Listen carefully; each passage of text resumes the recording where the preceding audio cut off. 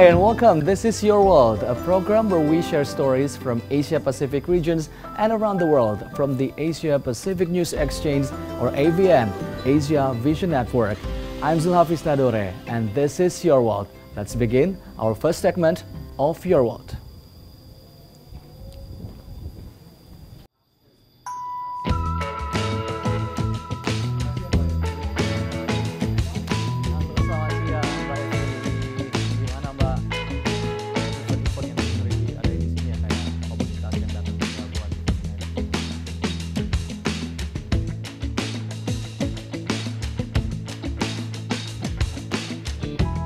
Okay, Mbak. As we take you through a variety of stories, let us begin with a topic on climate change and the environment, in which former UN Secretary General Ban Ki-moon highlights the importance of climate change. The details are up next. Former UN Secretary General Ban Ki-moon said, "The climate change issues have not been given much political attention by the world's political leaders," highlighting that the entire humanity will face calamity without resolute actions in due course. Ban, who currently serves as chairman of the Bow Forum for Asia, or BFA, a China-headquartered international organization that just concluded its 2023 annual conference on Friday, explained that while scientists in relevant fields are studying the impact of climate challenges against the clock, politicians don't care much about the burning issue. China has set targets for carbon peaking and carbon neutrality and will achieve the largest reduction in carbon intensity the world has ever seen, and move from carbon peaking to carbon neutrality within the shortest time in world history. In the past decade, green development has become a defining feature of China's high-quality economic and social development. The share of coal in China's energy mix has registered the fastest drop in history to 56%. Ban reiterated the emergency of global warming threats that could make human beings' only home uninhabitable. He also commended China's efforts to tackle climate change by setting ambitious goals of carbon neutrality. Environmental activists start a 22-day march from Geneva to Bern on April 1st to demand that the Swiss government abide by the Paris Agreement.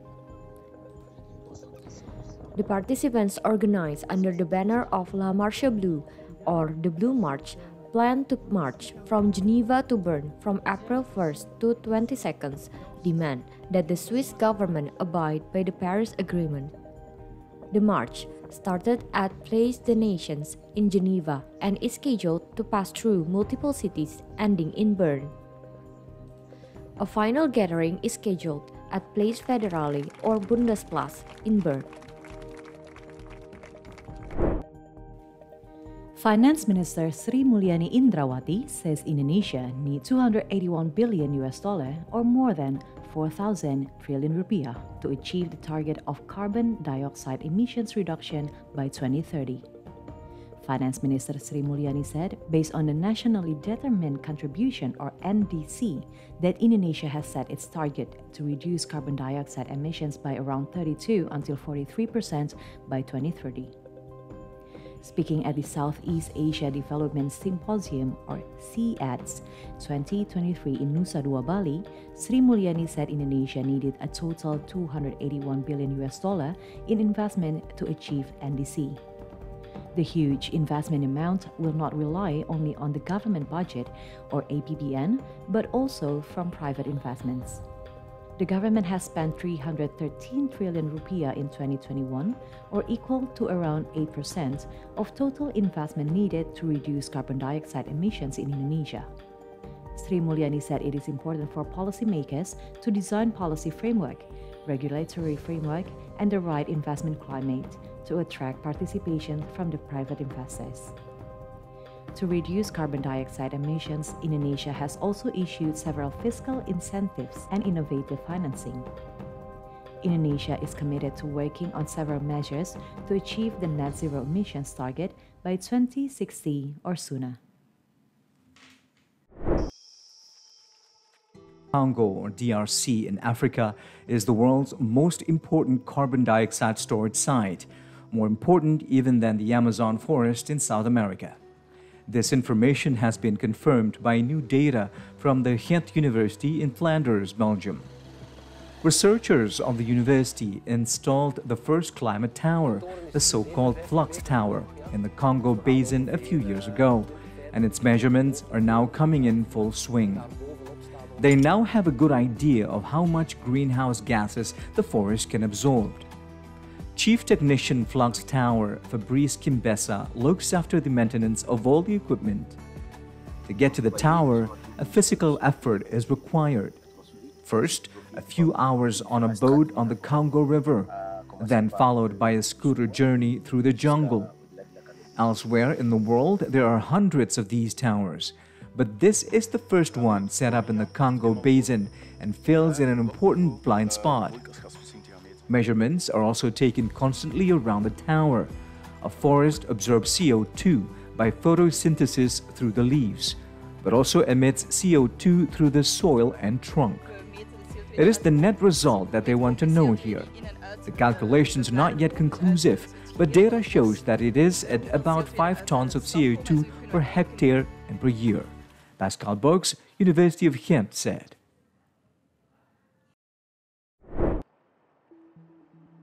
The United Nations General Assembly adopts a resolution on Wednesday requesting for an advisory opinion of the International Court of Justice, or ICJ, on the obligations of states in respect of climate change. The resolution was drafted by Vanuatu and inspired by Pacific Island law students that want the international legal system to deliver climate justice. After March 29th adoption, Prime Minister of Vanuatu, Alatoi Ismail Kalsakau, spoke at a press encounter outside the General Assembly Hall. He said, "Today's historic resolution is the beginning of a new era in multilateral climate cooperation, one that is more fully focused on upholding the rule of international law and an era that places civil rights and international equity at the forefront of climate decision-making." Marking the first International Zero Waste Day, UN Secretary-General Antonio Guterres said, "We're making a mess of our world. It's time to clean up. Let's work as one to build a circular, zero-waste future for people and planet." Speaking at the high-level event of the General Assembly on the Zero Waste Project on March 30th, Guterres reiterated that garbage is laying waste to our planet. It's time to fight back and launch a war on waste on 3 fronts. First, he said, polluters themselves must take the lead. Second is to massively invest in the ability of countries, cities, and local governments to develop and scale up modern waste management systems and policies that encourage people to reuse and recycle everything from plastic bottles to aging electronics. Third, as consumers, the UN chief said, we must be far more responsible, adding that all of us need to consider the origins and impacts of the goods and products we buy every day and rethink how we dispose of them. On the 14th of December 2022, the United Nations General Assembly adopted a resolution at its 77th session to proclaim 30th March as International Day of Zero Waste, to be observed annually. During International Day of Zero Waste, member states, organizations of the United Nations system, civil society, the private sector, academia, youth, and other stakeholders are invited to engage in activities aimed at raising awareness of national, subnational, regional, and local zero waste initiatives and their contribution to achieving sustainable development. The United Nations Environment Programme, or UNEP, and the United Nations Human Settlements Programme, or UN Habitat, jointly facilitate the observance of International Day of Zero Waste. Promoting zero waste initiatives through this International Day can help advance all the goals and targets in the 2030 Agenda for Sustainable Development.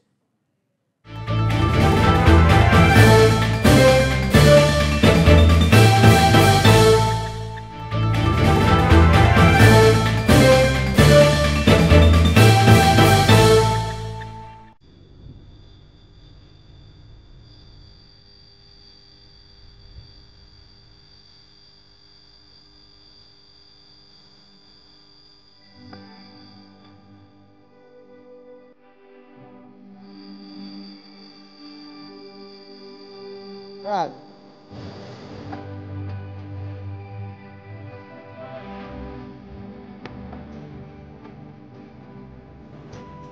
Now we take you to see the business and economy sector, starting with Vietnam, where the Vietnamese economy is expected to develop the fastest in the ASEAN region this year.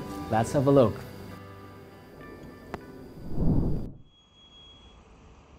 The ASEAN +3 macroeconomic. Her opponents are behind bars or ensnared in legal cases.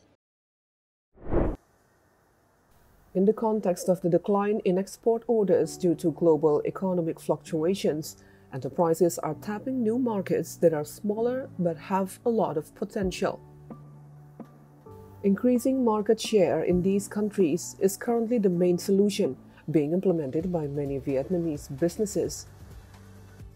Previously, this company specialized in leather shoes, but as soon as orders from its main market declined, it began producing fashion and sports shoes and searching for niche markets. As a result, business has improved from producing at 40% of its capacity. Now it produces at 60% and has potential to increase to 70% next month as many new orders have been signed. It is necessary to make good use of the signed trade agreements and FTAs and efforts to promote trade around the world. We should also closely follow major economies so we can support the business community in reacting promptly. Diversifying markets and industries is one way to reduce dependence on certain traditional markets. While some markets in Northern Europe, Eastern Europe, and Latin America may be considered small, they still provide plenty of opportunities for growth. At the same time, enterprises must take advantage of the rapid recovery of markets in the ASEAN region and other Asian countries to promote official exports and develop Vietnamese brands.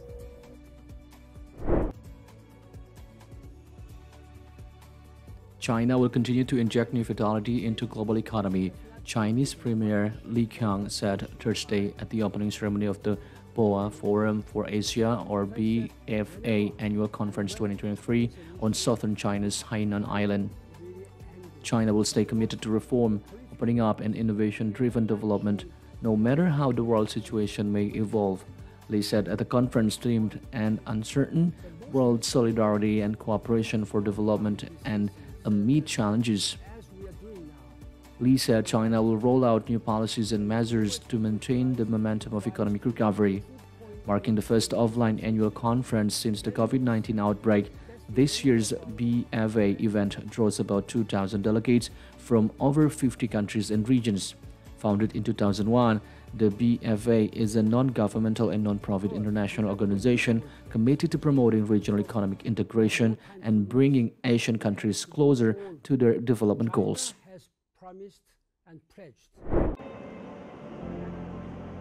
The statement was conveyed by Deputy Governor of Bank Indonesia or BI, Dodi Budi Waluyo on Tuesday, March 23rd, adding that Indonesia's leadership at the global level in the G20 presidency of the financial path continues through Indonesia's chairmanship of ASEAN 2023 in the economic path, especially the financial pillar. Indonesia's leadership to support the ASEAN region's economy will produce concrete actions at the first ASEAN Finance Ministers and Central Bank Governors meeting, or AFMGM, which are currently taking place from March 28th to 31st, 2023 in Bali. Head of the Fiscal Policy Agency, Febrio Kacaribu, added that ASEAN's economic conditions are currently stable. Even for 2023, international organizations such as the International Monetary Fund or IMF, the World Bank, and the Organization for Economic Cooperation and Development or OECD view the ASEAN region as an epicenter of growth amidst the various challenges faced in 2023. Chairman of the Fiscal Policy Agency, Minister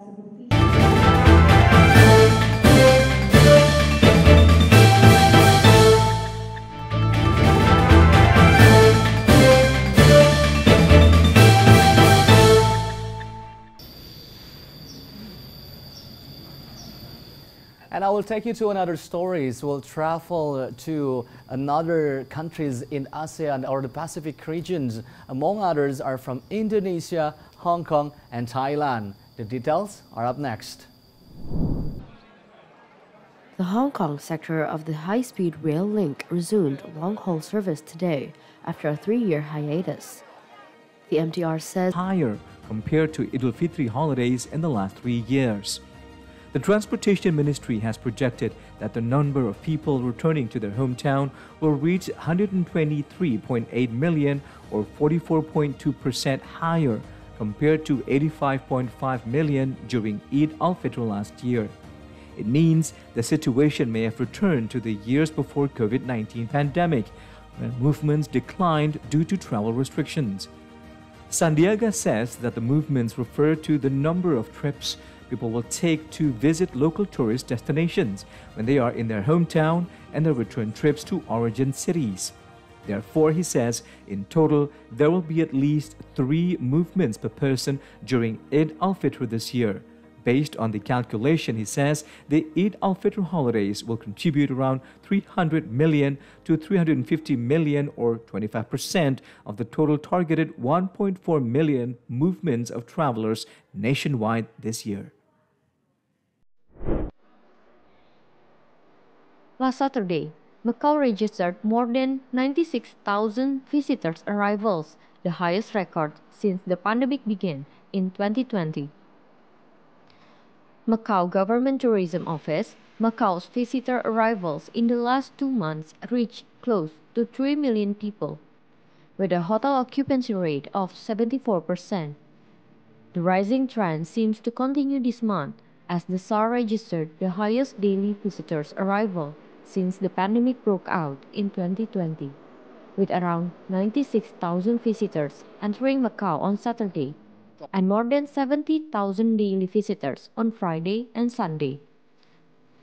While mainland tourists continue to top the demographic with 1.9 million of them visiting Macau in the first 2 months of the year, Hong Kong residents come in second, registering around 880,000. Thailand's tourism industry has been resilient during the COVID-19 travel restrictions, with 11.15 million foreign visitors in 2021. This year, the country doubled its tourism target to 25 million. Russians are the second largest group visitors, and many of them come to Pattaya.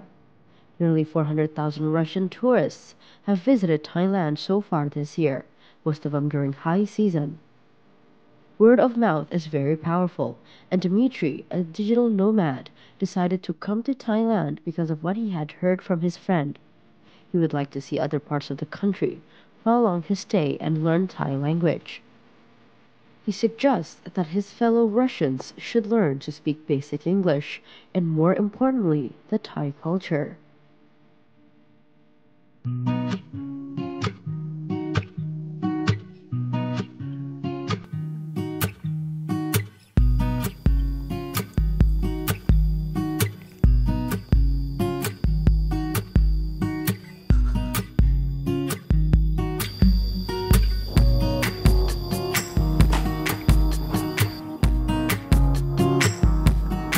And that concludes our episode of Your World. I'll see you next week here only on TVRI World. Thank you for watching. I'm Zulhafiz Tadore. See you, goodbye.